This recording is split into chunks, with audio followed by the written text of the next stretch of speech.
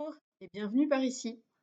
La semaine dernière, je vous ai évoqué le trauma initial, la naissance, et aujourd'hui, j'ai envie de rentrer un petit peu plus en détail sur en quoi est-ce que ce premier traumatisme-là, comme tous les autres, hein, qui adviennent inévitablement dans notre parcours de vie, comment il va déterminer notre façon de réagir aux contraintes. Parce que voilà, ce qui se passe au moment de la naissance, les contractions, on les vit comme des contraintes.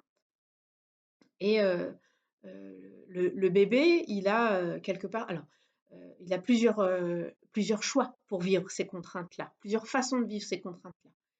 Et donc, je le citais la semaine dernière, je vous le recite aujourd'hui. Stanislas Grof est un psychiatre tchèque qui a émigré aux États-Unis, qui a fait tout un travail autour des états modifiés de conscience, et c'est lui qui a établi cette théorie des matrices périnéales fondamentales. Il y en a 4.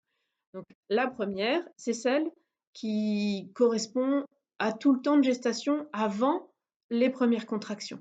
Donc voilà, on est dans un monde euh, encore une fois, avec des conditions idylliques de grossesse, de gestation, on est dans un monde idyllique.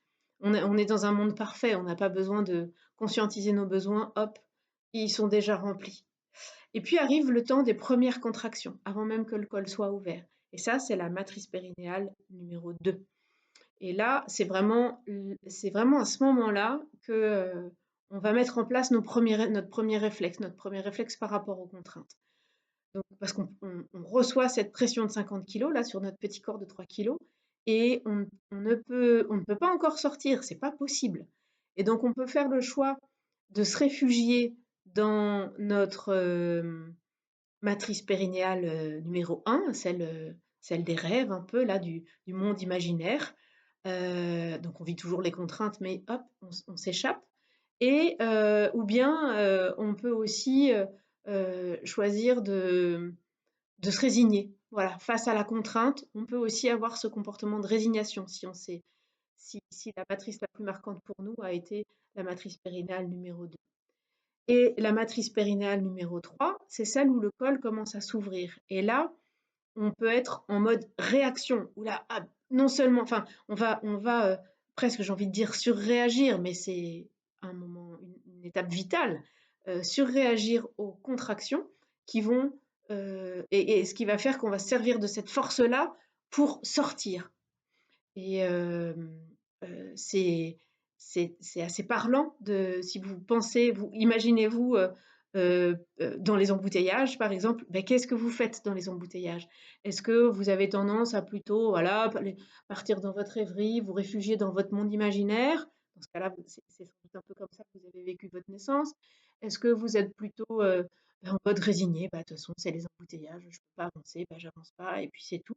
Et dans ce cas-là, vous êtes plutôt dans votre matrice périnale numéro 2.